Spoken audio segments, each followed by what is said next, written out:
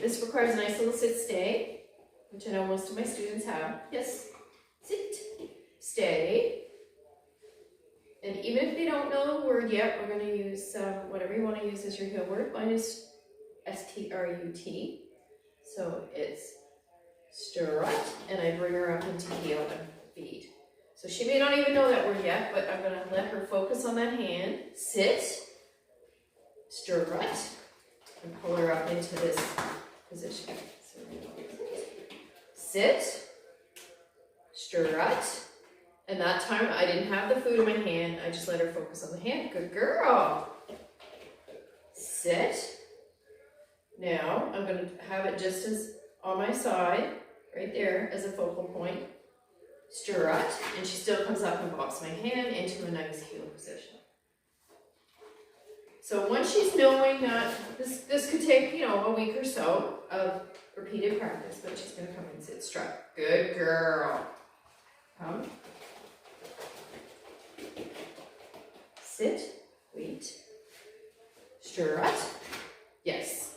So it's more about learning what the position is than walking along in that position. Now she's learned it, she's going to start following that hand. But that's after a little bit of practice of learning what that position is first. It's much easier to learn it when they're sitting still than when they're trying to move. So it's sit, strut. Good girl. And then I'm just going to feed in position. Good girl. Good. Good girl. So when she's knowing it, as I step ahead, sit, strut. Good.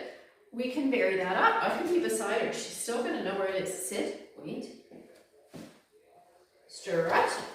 So she comes over to the position now. That's a little harder.